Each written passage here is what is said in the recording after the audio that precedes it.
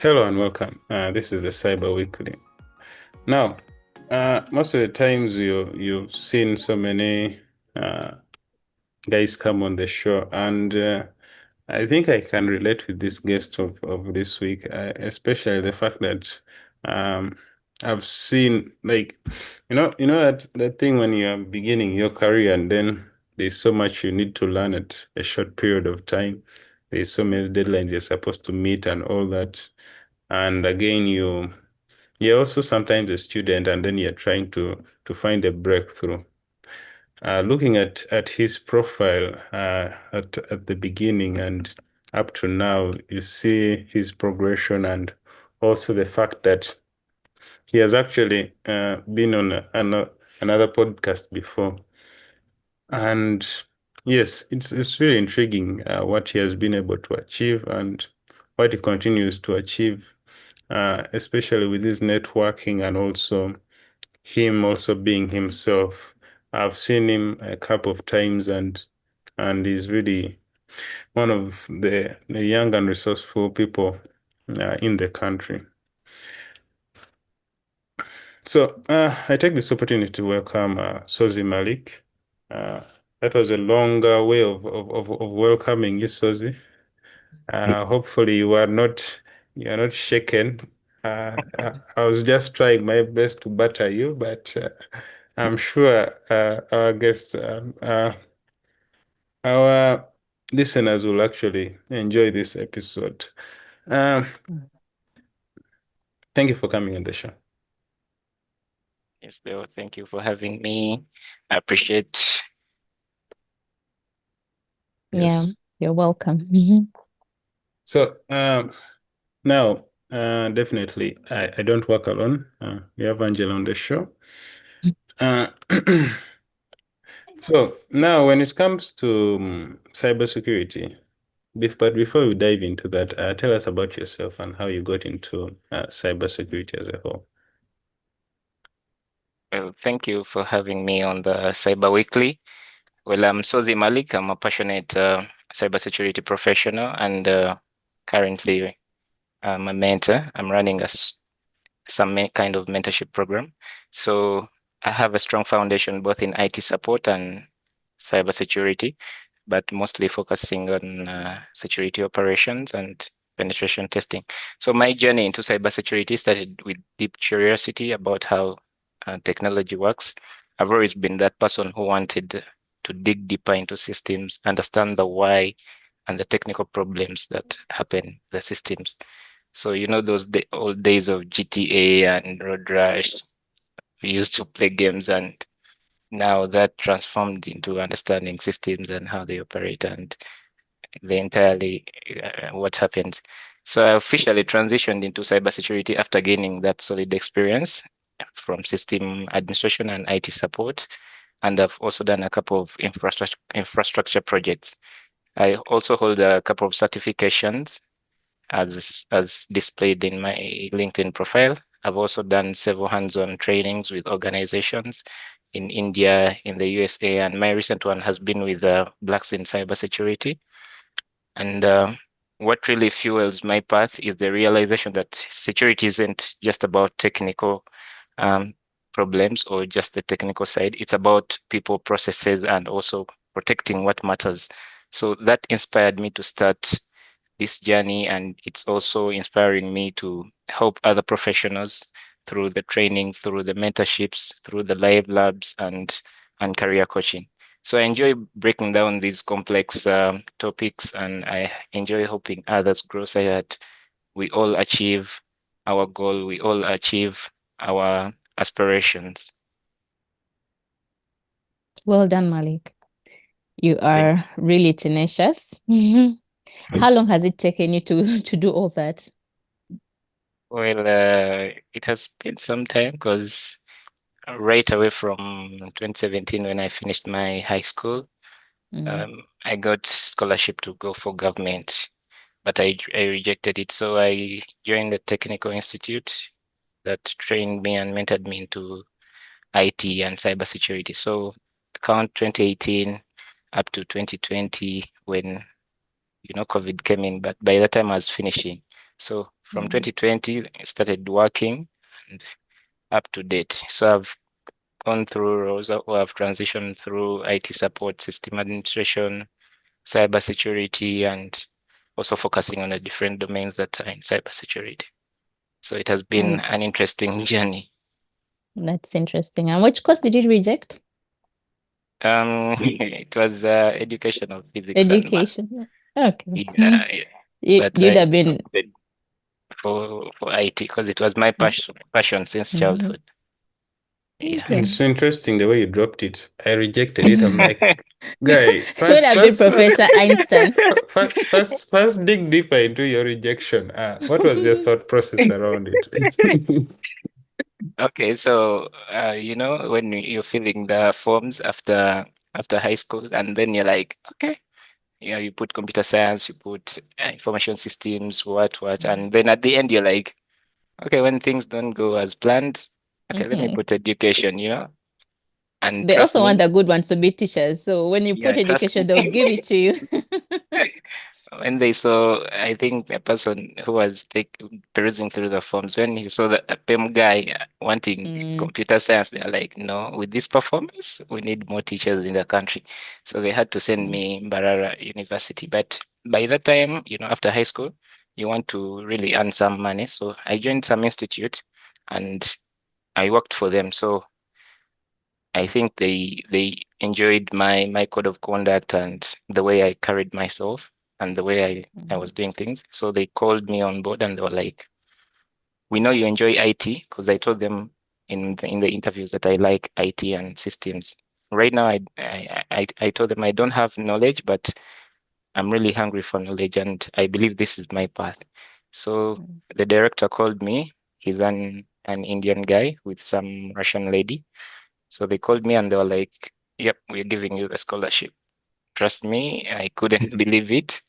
And that's how I came to drop the education of physics and math, and I started chasing my passion.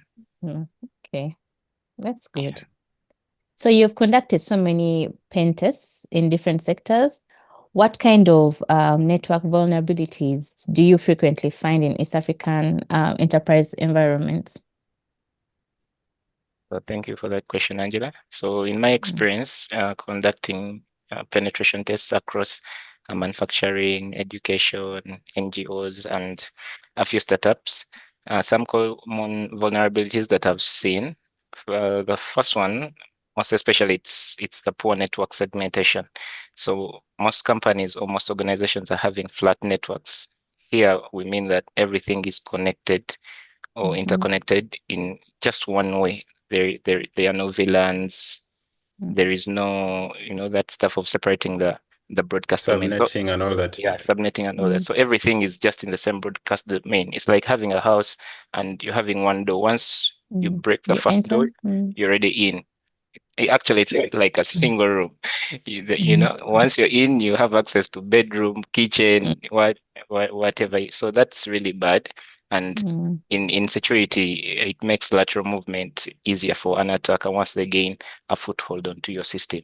So organizations that I've interacted with, they really didn't have this kind of network segmentations. And usually at the end of my assessments, I make such recommendations. And if there is need, I walk the IT team through how to do these things. But usually, I stop at recommendations. Then the other thing is weak internal access controls. Most of the organizations focus on the perimeter defenses. They strengthen the firewall, they strengthen all the other controls, but internally they don't have controls. So they still maintain default credentials on the networking devices like the switches, the routers, and the different IoT devices. And they also share admin credentials. So once these fall in the hands of, the insiders, these kind of attacks can go without even, someone noticing. Then the other thing is patch management gaps. So some organizations have legacy systems, and these are subjectable to exploits, like the famous Eternal Blue, Print Nightmare, and all these systems they're not behind defense mechanisms like firewalls, or they are not, air gapped. So this leaves them vulnerable. And also they do little to no monitoring. So they use limited endpoint visibility, and they don't have a centralized logging system. So these are a few things that we keep facing on assessments. And good news is that these can be addressed incrementally, starting with awareness, structured assessments, and then simple hardening steps. Yeah. Thank you, Dan. According to you, what is usually more effective, especially for an organization which doesn't have that level of sophistication in terms of, putting that defense in depth kind of system in place? Because obviously there are some legacy systems you can't completely remove. We've heard of so many of those issues. So how does someone set up that good defense in depth where you know that, okay, this is there, but regardless, we can actually have a compensation control which you can put in place that, resolves that. What have you found, basing on what you've seen, is more effective, especially when it comes to that? Okay, what I usually tell my clients and the few directors that I interact with. So, security isn't like a destination. It's some continuous journey. So you have to keep the consistency. So right away, I tell them, start with just a simple steps. Start with asset visibility. Get to know what you have in your environment. Of course, you can't protect what you don't know. So if you perform simple network scans, simple, asset inventory activities, so you get to identify what do I have, what is running, what is outdated, and what kind of risk does it pose on my environment. So with this, you can get to understand your kind of risk level. Then you go ahead and implement segmentation, or you try to isolate these legacy systems. You don't have to get rid of them like overnight, but placing them on separate VLANs, limiting internet access, using firewalls, properly implementing access controls, and doing proper monitoring and logging, you can be able to detect in case something goes wrong. And also reduce the risk. Mostly, now it's the chaos that can ensue when their legacy system, the IoT devices that have default passwords, and there's no segmentation. Yes, it's just recipe for disaster. Yeah, so also that has to be enforced. The security hygiene has to be upped. So they have to use strong passwords, disable unnecessary services, set up logging, Yeah. Yeah. So given the blend of legacy systems, and I think we've talked about it already. Yes, because we're going to go into again the same issue of legacy systems and modern technology in the region. What advice do you give to clients? So I think we've already discussed that. What is happening to me today? Because I am doing a terrible job. Maybe you can just take a sip of water or something to, relax. So when it comes to Active Directory, is it critical to many enterprises and environments? What are some of those most common misconfigurations you've seen in East Africa? Well, Active Directory is one of the most used in East Africa, and usually the issues that I've come across, they are overprivileged users, and here we have domain users, the normal domain users being added to privileged groups, like the domain admin groups, which is now the giant of the AD. So this breaks the principle of least privilege. So imagine someone like a receptionist having access or being able to perform actions like adding users and deleting users. So that is not allowed. So with such environments, it creates ease for lateral movement for the attackers in case they gain access to your environment. And the other one is little to no password policies. So most sysadmins forget about these policies of account lockout. They forget the password complexity requirements, and they also forget, password never expire thing. So they set accounts that have no password expiry, and all these open doors, to the famous attacks of password spraying, brute force. These things, they're being talked about, but they still happen. Why? Because no one cares for them. As long as they have set up a user account and you're able to log in, they don't mind ticking those boxes or ensuring that they're following those policies. Then there is also dormant accounts, most especially service accounts. So when employees join and, let's say, leave, there is no that proper offboarding process. So you find that you've worked for a certain organization and you've left, and after, let's say, years and months, you reattempt to log in, and guess what? You still have access. So They if it still love you at finds home. so if it finds someone who is, kind of black hat and malicious, so you're able to take data or even do kind of massive attacks. So we should have proper offboarding processes. And then there's also lack of multi-factor authentication. So at least organizations are trying to implement that, but still it lacks. So those are a few things that I've encountered. The others, they can be solved. See, even with the least privilege, you think maybe it's dangerous to give a receptionist those rights. But then also IT, because you find some yes, because you find some IT group. I don't see why IT support should have like admin rights in a system. And and I always tell people who are like in system administration, the less rights you have, the less responsibility. I don't know, people fight for all these rights, but you don't need them. You just need to do your job, have what you need, what you need to perform your job, and go home. But people want to have like all these rights in the system because they're IT. It's really not necessary. You're just increasing your responsibility, and also for the system, increasing the attack surface. Yeah, so that greediness comes back in IT. People want to feel powerful. But anyway, from your experience, they will say that something. statement, I am IT, eh? Why don't I have access? People need to know you run that show. You don't need the rights. Don't have what you don't need. Okay. So anyway, so from your experience working with SOC teams, how well are organizations in East Africa prepared to detect and respond to Active Directory related threats like pasta hash or golden ticket attacks?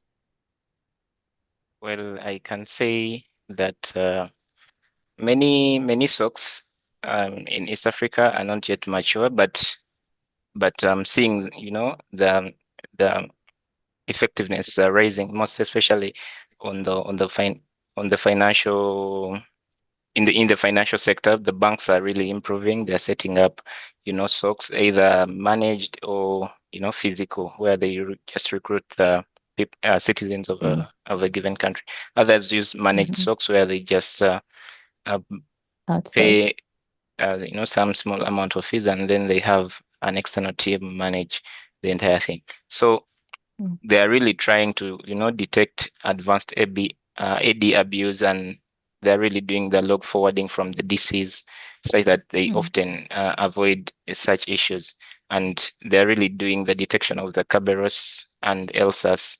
So there is need for more usage of tools. So Splunk has been used, but we need to ensure that we are really setting it up in a good way. Some are having it on site, and others are having it in the cloud, depending on the organization's objectives. So we really have to go deep into having good detection rules, good Sigma rules, good ERR rules, and also have to equip our team to really keep continuing learning, because technology changes and there are some advancements that happen. So as the internal team or as the other team is preparing to, attack, so does our team have to be ready to encounter those attacks. So the potential is there. It just needs consistency training and visibility improvement on knowing what is within our environment and what can we protect and what can't we, and then what is the risk to that. Yeah. Okay. Could you walk us through a real-world case where a penetration test in East Africa revealed a major vulnerability in Active Directory or its surrounding infrastructure? Oh, thank you for that question. Well, I conducted some pen test for a mid-sized company in East Africa. That was my second client. My first client was in India. Can you believe that? The world's a global village for real. Yeah, and India is well known for IT. exporting expatriates in IT, and some people call it a hot market. And trust me, I went in and got my first pen test from there. So in East Africa, I did my second one, and this network was a mix of legacy systems and basic endpoint detection, and it had a single AD. And on this AD, users could authenticate, and it had file sharing and printer access. So during the internal assessment phase, I performed a quick LDAP enumeration and discovered that the domain user group had read access to sensitive shares. But trust me, there was that one user account. It was a service account, and it had this password never expire.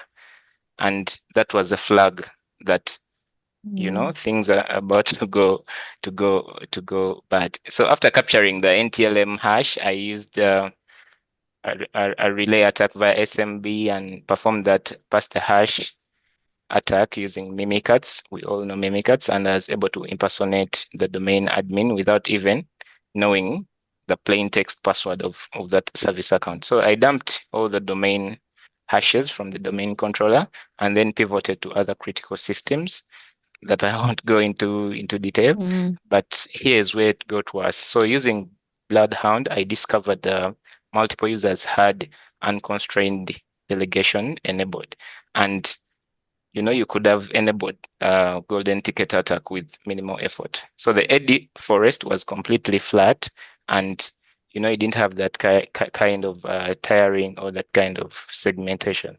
So when I presented the finding to the organization, it was shocked, and not because of those technical vulnerabilities, but because of how I was able to silently escalate all through. So the only alerts triggered were from antivirus, which I had bypassed because they weren't using premium solutions, and their team, internal IT team, didn't know that this was happening. So as a result, I helped them implement some quick several wins. So we had to do service account reviews, we had to do privilege audits, we had to enforce the password policies, disabling the NTLM v1, and deploying a few monitoring solutions and logging solutions. So that's how it was, and it was really interesting, and yeah, I really enjoyed, and yeah, thank you. That's interesting, especially the fact that pass the hash worked. Because Yeah, most of the times it doesn't work for many systems, meaning it was a legacy kind of system. Yeah, the environment had some legacy systems. Yeah. Okay. Interesting. So in many East African organizations, servers often double up roles due to limited resources. How can system admins strike a balance between performance and security in such setups? So my main focus, or my take here is let the system administrators focus on system hardening. I've been in IT support, I've been in system administration, server administration, and I know what it takes. separate server host the different services. So literally they end up, having everything running on one or two servers. So what I usually do, or what I tell other sysadmins when, we usually meet up and try to network. So I advise them to disable unnecessary roles. So in case you're running a server, and let's say you're having FTP and IIS running on your server, and they're not in use. So why do you keep them? So you have to disable them, because each extra role that you add onto the server and you aren't using it, it increases the attack surface and the risk to your company. So you also have to apply the list of the principle of Blocking least. of Principle of opening least. ports, yeah. Yes, principle of least privilege. So you have to create those domain specific accounts, just like Angela said. So if you're going to, let's say, be able to create and modify user accounts, so create a user account and assign it only those permissions. So say that they're just enough for that person to perform their role. Nothing excess, nothing less.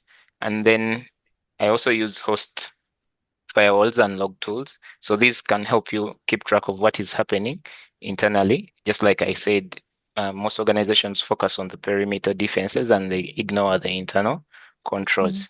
So this usually has to be implemented such that you can get to know what is happening and who is initiating those SMB connections, and you get alerts.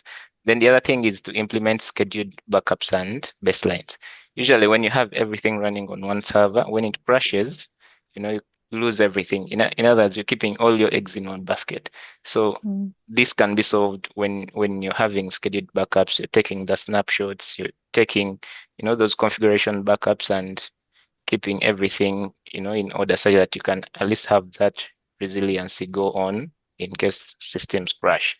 And then the continuous thing that we all do, we have to go for training. We have to train our internal teams. Organizations should learn to fund these trainings, because at the end of the day, if you don't have, a trained and manned team, it's going to affect your operations. So they have to understand that these things happen, and we have to ensure that we have strong passwords. We have to ensure that we have proper patch management. We have to avoid direct internet access on these mission critical systems and all that. Yeah. Yeah. Have you found that also virtualization helps in enabling segmentation on when you have limited servers? Yes, of course it does. But you have to do it with caution, because at the end of the day, an attack can escalate from right from that virtualized server then to the bare metal server, and then at the end of the day ending up compromising the entire system. So all these have to be implemented with caution, and knowing what is the company's objective and what kind of risks are we accepting and what kind of risks are we transferring, let's say, to an insurance company. Okay. Speaking of that, have you seen insurance being implemented in cyber insurance? In Uganda, Yes. not yet, but I've at least had a few, companies talk about it. I won't mention names, but they are formulating that, and trust me, it will be on market for some clients. I know insurance can't miss out on that. Cyber insurance. Yeah, I think That's that a lucrative tool. Sorry, a lucrative sector for them. yeah, I think the thing which is missing currently is the technicalities of it all, since it's actually sometimes some of the things are not so tangible, so it's very hard to quantify them. So maybe that's where the issues are coming in from. But what are some of the common mistakes you've seen administrators make in patching access controls, configuration, and that could lead to serious breaches? Well, usually sysadmins, and they end up doing delayed patching. So this delayed patching comes due to the fear of system breakage, especially on mission critical systems. And there's also that issue of once the update comes in, or once the patch comes in, you just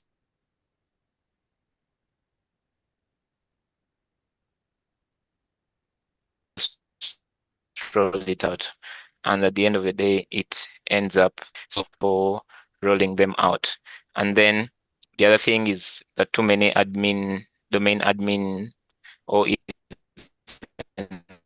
the shared credentials. So these situations where the ordinary users have access to these domain admin rights on their machines, it's not good, because trust me, pass the hash makes it, pass when the attacker is passing the hash, it makes it easy for him to, gain access to all these machines. And then there are also default configurations on devices, just like we said, the IoT, the printers, the IP cameras. So all these are having open RDP, they're having open HTTP, HTTPS, and you can just access via the IP address. We all know that an IP address is easier to get. And trust me, you're able to just do simple Google search, and using those default credentials, you're into a device.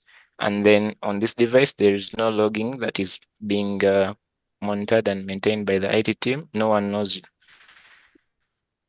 someone is accessing our system from this location, and you're able to maneuver in that system and then pivot from it now into the critical environment. So fixes usually advise is implementing some lightweight patch manager, or even using the W source that comes with the Windows Server.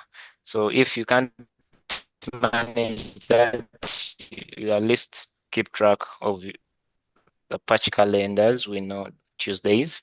Or you can use Microsoft security baselines and, logging. So if you can't handle a SIEM, there are other logging solutions that you can use, like Sysmon, and yeah.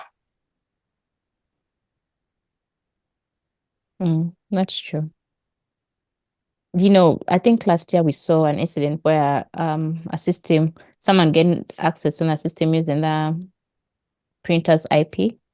Was it Deo? Do you remember? Is it a printer?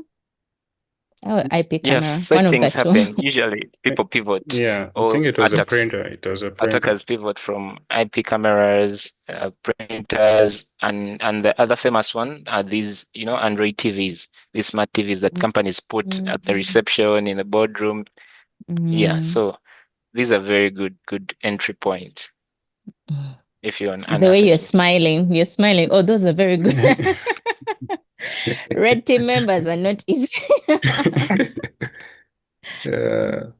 But anyway, so how do you approach server hardening in environments where automation tools may not be widely available, or where internet access is limited?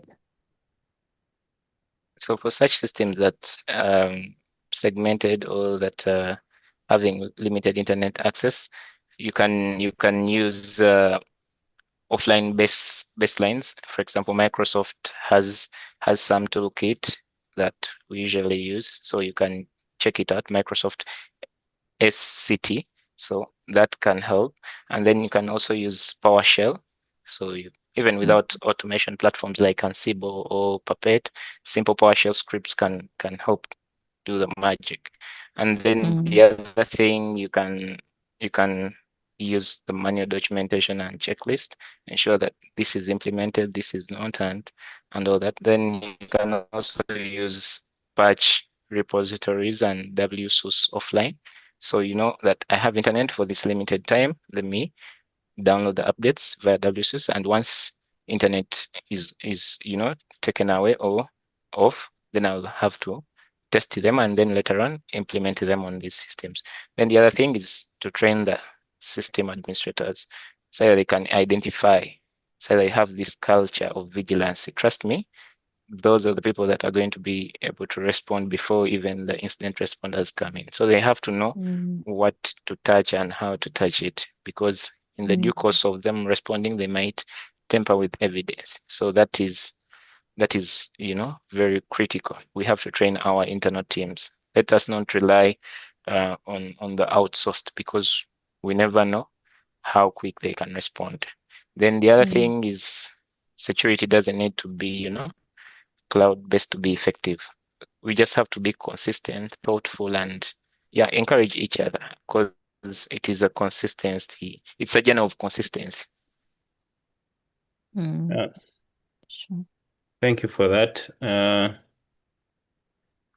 For those who don't know you and for those who are planning on becoming you, where can they start from? Well, to everyone listening and watching from wherever you are, so whether you're starting your journey in cybersecurity or IT, or you're already deep into the field, remember that security is a continuous journey. Focus on building your strong fundamentals, stay curious, and dive into hands-on practice. All these can be found on LinkedIn. You can search Sozi Malik, you'll see me. And what I can say is that don't underestimate the power of mentorship and community. So surround yourself with people who challenge you, surround yourself with people who support you, because security and IT is much important as the technology and the people as well. So if you want to accelerate your learning and get real world practical experience, I invite you to follow me, join my mentorship program, which I'm going to open up. Currently, I've been running it, with just a few members, but I want to scale and take on a few members. So it's self-paced. We don't have to meet every day. Self-paced. Tell me what you want to achieve, and then I'll show you how you can achieve it based on my experience. So together, I know we'll tackle hands-on labs, real case studies, and I know I can at least help a few succeed. Yeah. So thank you for having me. Thank you for Thank you. giving back. What's the name of the mentorship group? Currently, I call it Malik's Cybersecurity Engine. Oh, okay. Yeah, so I'll be Ve- sharing the link via LinkedIn and TikTok. Yeah, so I'm still in the planning process, but once it is out, it will be available on those two platforms. Okay. That's a very innovative name. I'm sure you had sleepless nights coming up with that name. Ew. Anyways, thank you for everything. I've definitely, when you are talking at one point, I was actually like, you know what, I think if we are on episode 77, if I was on the first episode and you told me I would understand fully this conversation, I would have said no, because if It was more technical. if you're not a technical guy, you would get lost very quickly. Yeah, because there are so many acronyms being thrown around, and you're like, yeah. And one of the things which used to help me was the what's it called? There's a podcast which shows daily, the daily cyber security podcast. I'm forgetting it. It's part of The one of Gerard Auger. not Gerard Oga. There's another. It's actually a whole team. It's American based. I'm forgetting it. The Cyber Daily, something like that. Cyber Daily. I Oh, think yeah, I follow it. yeah, the Cyber Daily. So they usually used to go deep dive into stories which are going on every day. I'm like, wow. And also watching the Sun's Internet Storm Center's podcast. That's a very valuable tool, especially for us SOC guys, because they usually talk about the current, threats and all that, which are actually live and being performed. So if I didn't have that background, I would be dying right now. Maybe to Because our listeners, they just have, yeah, if you're interested in security or IT, just have to surround your environment, the movies you watch, the people you yeah, hang out with, and the yeah. articles you read.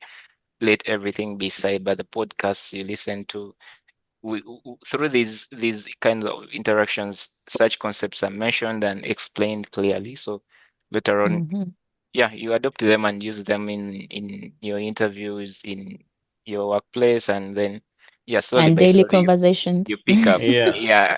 The funny thing is if you dive deep, then sometimes explaining some of those concepts can be challenging, especially for someone who doesn't know them exactly. Mm. Because you're used to having those hard terminology. Recently, I was challenged when some of those technical languages being spoken, and I was speaking them, and people are not getting. I'm like, People are I've really, disconnected to like I've, speak our vernacular. I Yeah. felt like I've traveled really far. You're taking them to Mars. I'm taking guys to bus. I'm like, You oh need to know wow, how to communicate. Yeah. yeah. So thank you, Malik. Definitely, I've picked a lot, and I'm sure our audience would have picked a lot. Check out Malik on LinkedIn. He's very active on LinkedIn, and yes, this is one of those guys who you should look out for and learn from.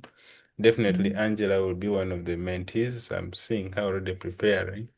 Oh, She's about Mm. she's about to send you a long PDF of the her career Application. goals. Yeah. yeah. Yeah, So send in those goals, and yeah, I Mm, can't promise you that you're going to achieve all of them at once, but slowly by mm, slowly, yeah, I know I've been accountable to myself, and trust me, if we're in a group, I can hold everyone accountable, and you'll achieve, mm. yeah, something. yes, I Okay. can see you managing expectations, but okay, It's a so true. It's a marathon. It's not a yeah, sprint. it's true. It's not easy. It's not easy. Okay, thank you for coming on the show. Thank you, Mimi. Thank you for As you having can me. I see, I appreciate can it. the parting shots Mm. are even taking forever compared to the other conversation. That's how much we enjoyed the conversation. So, Mhm. thank you, Malik, for coming on the show. Other than that, see you all in the next episode. Mm. See you.